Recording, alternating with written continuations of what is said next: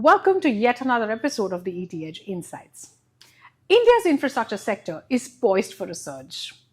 With 200,000 crores of highway assets expected to be monetized soon and 7,300 lane kilometers already active under InvITs across 8 states under Interise investment managers. But scaling infrastructure isn't about roads.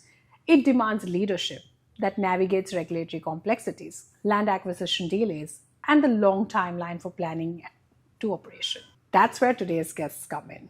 Let's welcome Pawan Kant, CEO of Interise Investment Managers Limited, the self-sponsored investment manager behind one of India's largest road InvITs. With 200 billion enterprise value portfolio spanning 17 bought and annuity projects and global partners like CPP Investments and OMERS, Pawan leads a unique governance model that has earned rigorous ISO certifications across 6 domains. In this conversation, we explore what leadership at scale truly means in the India infrastructure space. How do we find the opportunity amid complexity? And why self-sponsored governance can inspire investor confidence. We'll also delve into aligning with national initiatives and adopting technological innovation for smarter roads and Interise's roadmap for expanding impact over the next decades. Stay tuned because this isn't just about building roads, it's about shaping the backbone of a $1 trillion future.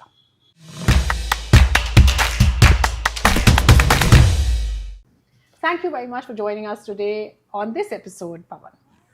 My pleasure. Let's dive into the first question because I'm particularly excited to have this conversation.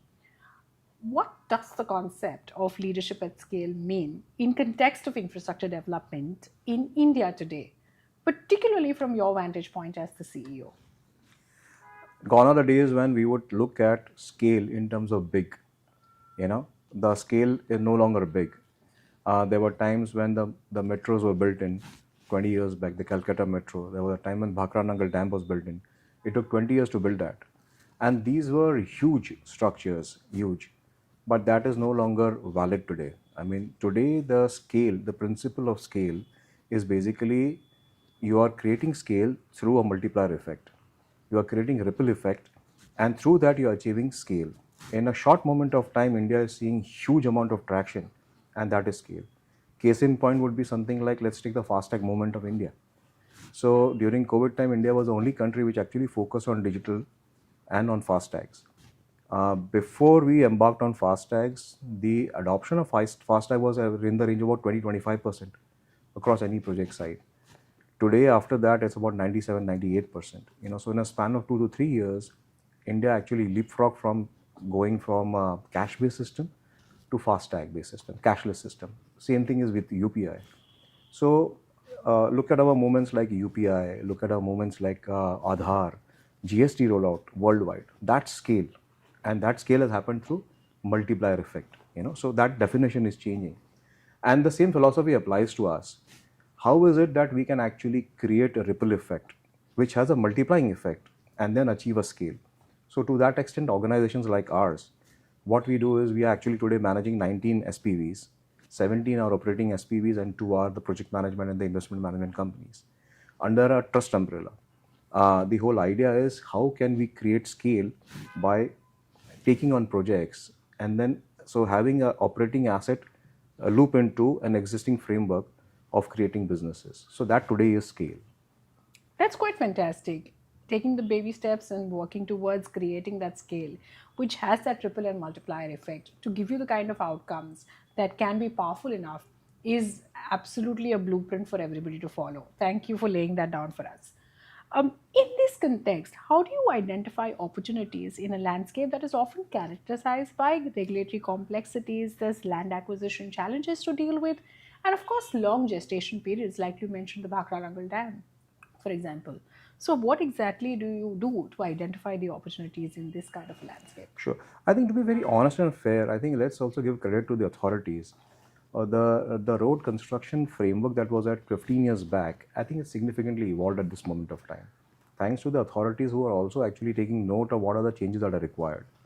For instance, about 10 years back when roads were being built, You had the issue about land acquisitions not being in place. Today, you have a framework where the authorities have actually made this as part of the concession document, where they say that if the land is not acquired, then it will not go as a disincentive to the concessionaire, but the unacquired land can get descoped. Today, the authorities are floating tenders when significant amount of land acquisition is already in place.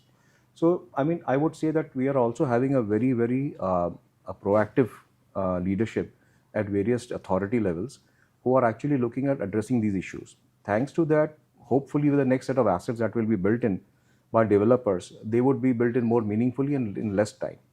Now, in this context, what happens is that when the basic framework for building assets by the developers is put in place, that's a place when, let's take, people like us or platforms like us will step in, and the assets which are ready for monetization, we take those assets. Under SEBI, we cannot actually look at going in full-fledged into greenfield assets. So there is a limitation to which what we can do under SEBI for greenfield asset development. We only look at operating assets because that will significantly de-risk the risks that is there on investors. Largely, our investors are pension funds, pensioners basically, and pensioners. So, as custodians of the end pensioners' funds, what we typically do is we look at one, corridors which are growth corridors. To which extent are there potential risks that are there in corridors? What are the emerging corridors? What are the trends that we see of traffic moving around? The second is, are the policies in place? Like, for instance, there could be some assets where there would be a state government be more proactive in terms of coming out with alternate roads. So we would look at those assets more conservatively. So with a series of these aspects, we look at how do we actually participate in the growth story of India. That's quite fantastic and quite par for the course. Leading the growth story of India from the front is actually the dream that anybody would have. Interise actually boasts of a self-sponsored structure that sets it apart in the infrastructure management space. How does this governance model actually influence the operations here? See, I mean, we are the first self-sponsored InvIT under the InvIT framework, which has been recognized by SEBI.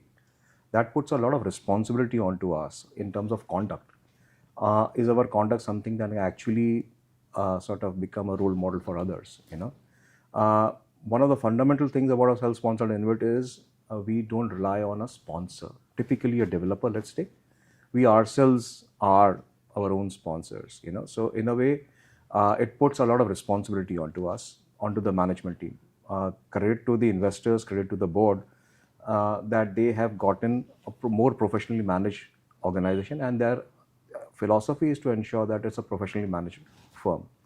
From our governance perspective, all we need to do is we need to put in various checks and balances and implementation frameworks such that this self-sponsored InvIT becomes like a role model. For instance, what we have done is we have put in place a 3-tier risk management system. The board that we have is largely run by unanimity rather than majority, and a lot of our independent directors are women independent directors. So to that extent, we are governed by a very strong board. We have a very strong framework for risk mitigation and compliances. The whole idea is how can we trickle down this framework of governance to the various assets which are spread across 8 states of India. To which extent are we enabling the project managers, the asset managers who are heading those physical assets to take responsibility for talent development, for growth, for inclusivity, for risk mitigation, for compliances? Are we creating an enabling environment for them to perform? I think those are stories that one can actually say that is going completely in ensuring a self-sponsored InvIT is in action. To take from that articulation to that response and marry it to India's evolving infrastructure policies, particularly around decarbonization, sustainability, and long term value creation, how do you see this framework affecting the operations, and how do you ensure that it remains aligned to all three of these tenets? See, the reason why we look at decarbonization or ESG as foremost is the fact that India has signed on the charter. I think we have been very proactive in saying that under the charter that we have signed on, India will go towards net zero by 2070. You know, that's a very bold statement of responsibility that the country has taken. Now, in this, what is it that each sector can play? Particularly, we belonging to infrastructure sector. What is the role that we can play, and how can we contribute? This was a thought that we had about 2 years back, and we said let's play a responsible role in this. Um, Whatever we do in terms of managing assets, managing the overlays that are there, managing the paraphernalia that is required in acquiring your procurement of materials, to the philosophy that goes into doing the works, that imbibes the philosophy of ESG, you know. And to that extent, we took on for ourselves that we will also strive to ensure that scope 1 and scope 2, we will become net zero for that by 2040. And to that extent, we have taken significant progress towards this. Till now, in the last 2 years, from the baseline year about 2 years back, there is a reduction of about 28% that we have done in scope 1 and scope 2 emission reduction. We have actually looked at scope 3 now, and what we have tried to do is how is it that we can contribute in scope 3. Generally, scope 3 is something that people do not look at, so aggressively, because it also has a very close relationship with the different sectors or the third sector, in which what we said was, let's look at areas where we can actually make a difference. For instance, we are providing roads, access to people, vehicles to ply on. Roughly 450,000 passenger units cross our toll plazas on a daily basis. In this, how is it that we can add value by reducing the carbon emissions? We cannot have an influence on the cars, we cannot have an influence on the type of fuels, because that's a choice of people. But what we do have is, can we build in efficiencies such that the waiting period of vehicles reduces? So can we keep on benchmarking our own performance, is reducing the limits, the waiting period on our plazas, such that each minute that we spend lesser contributes significantly to reducing the fuel consumption and thereby the carbon emissions. And there are many other aspects that we are looking at, similar as this, when we buy materials from asphalt layers or bitumen producers, what sort of machinery goes into producing that, and can we choose the ones which have less emissions? So a lot of the thoughts are actually are going into this particular aspect. It is, powerful small steps like these and everything that is well thought of in the decarbonization and the ESG front that actually will lead India Yes. to that net zero Yeah. goal for 2017. Apart from So- apart from this, Kanji, apart from this, there are other aspects as well. Like for instance, today all our sites are 100% LED. As per my concession agreements, I don't need to go in for LED, but we have chosen to go in for LED. We have put in 1615 kilowatts of solar power on our plazas.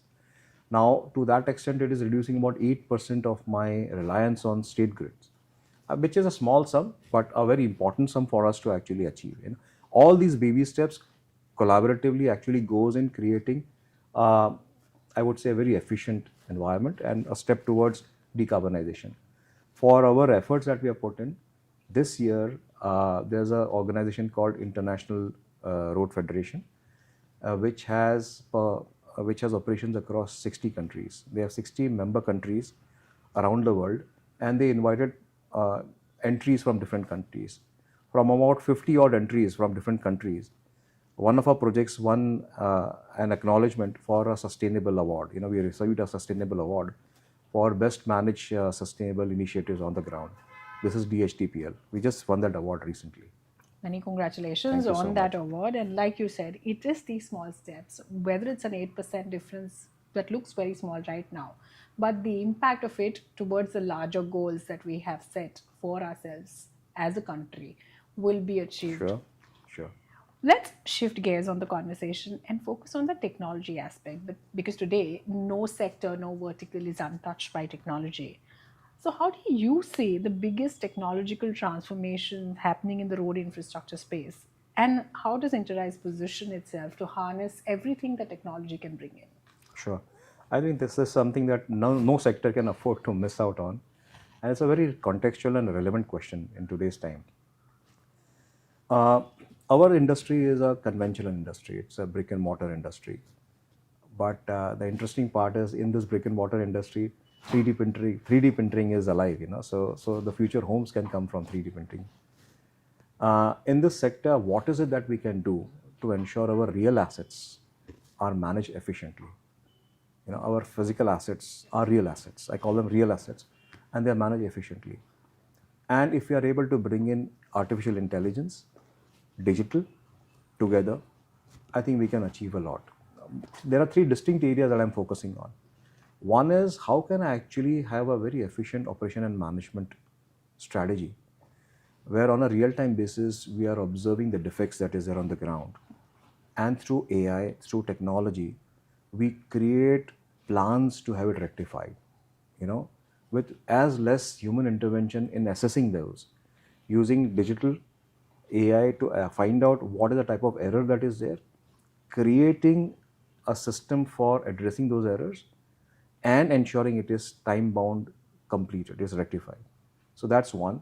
Second is how can I use AI to ensure improved safety on the Indian roads? My responsibility is to provide roads, good roads for people to travel.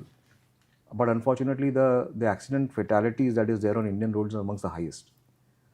Can I use AI? Can I use digital to ensure that there is some element of safety for motorists when they cross our roads? How can I do that better? How can I create a proper work zone environment? How can I create systems whereby people are forewarned of impending danger that is there? Can we do that? Can we use AI to improve things better? And ADAS is one of the things that we are seeing in cars. Okay. And the third one that we are looking at is how is it that we can look at forecasting better? The infrastructure in India is spanning out very rapidly. It's not just the road infrastructure, but it's going to be the RoRo system that's going to come in. It's going to be the railway system that's going to come in, and internal waterway system that's going to come in. All this is going to provide opportunities for people to travel efficiently from point A to point B. Now, in this midst, how can we project traffic growth accurately? Can we use AI? Can we use digital to do that? So there are the three distinct areas where we're doing a lot of trials internally. We are collaborating with various agencies and trying to see how best we can forecast, we can use better. With the picture that you've painted 10 to 15 years down the line, I'd love to see how the road infrastructure adds to the safety that vehicles have sort of integrated, and all the different medium that you spoke about in terms of, the roads, the rail, and the RoRo, the waterways and everything coming together and giving us that efficient travel, not just something that saves time, but also saves fuel and gives us the efficiency from point A to point B. That's going to be a fantastic future to look forward to. Absolutely. While we're speaking about the future, the India infrastructure narrative is evolving rapidly, like you mentioned. Where do you see Interise expanding its footprint and influence over the next decade? See, over the next 2 decades, I clearly see roads as one of the most important infrastructure growth parameter for the country. Apart from that, many others will open up. We still have a long way to go, although the fact remains that we are the second largest road network in the world. But if you look at it fundamentally, about 2.5 to 3% of our road networks are still national highways, and they carry about 60% of the cargo, on our roads. So there's a lot of scope for us to develop roads. So from an Interise perspective, we will remain focused on roads and how can we actually look at participate in different forms of monetization plans of the government, whether it is TOT, whether it is HAM, whether a new model comes up, so we will be focused on that, apart from the acquisition that we will do of built assets. The second interesting aspect for us is organizations such as ours. We are taking a step in ensuring that there is an asset management philosophy that we bring in managing assets, infrastructure assets. And there are many more platforms that will be created such as ours. We are those which are professionally managed. We are here to ensure that we take care of physical assets. Can we create an asset management platform which becomes agnostic of absorbing built infrastructure, even if it's in different sectors or allied sectors, So as long as you create an asset managed platform, with proper principles, proper guardrails around that, you are creating a platform where a monetizable asset in future from the same infrastructure sector or allied infrastructure sector can be parked in. So there's a huge amount of potential available for us to participate in this country and ensure that we take part in the growth of the country. Quite fantastic. And we're looking forward to how the country grows, and you play a pivotal part in that entire Thank you so much. scenario. Thank you very much for this conversation. It was lovely having it with you. Thank you, Kanchi. My pleasure. Thank you so much. The takeaway is clear. Leadership at scale in the Indian infrastructure demands governance, innovation, and resilience. Under Pawan's guidance, Interise has proven that a self-sponsored model with rigorous ISO certifications across 17 road assets and 200 billion portfolio can win investor confidence, promote sustainable practices, and deliver massive scale. By embracing excellence in quality, safety, risk, and environmental standards and aligning it with India's path to low carbon growth, Interise isn't just building roads, it's forging pathways that power economies and empower communities. Thank you very much for joining us today. Stay tuned to The Shift powered by ETH Insights for more episodes that unpack how leadership transforms risk into opportunity. And if today's discussion moved you, please share it and let's continue to drive impactful change.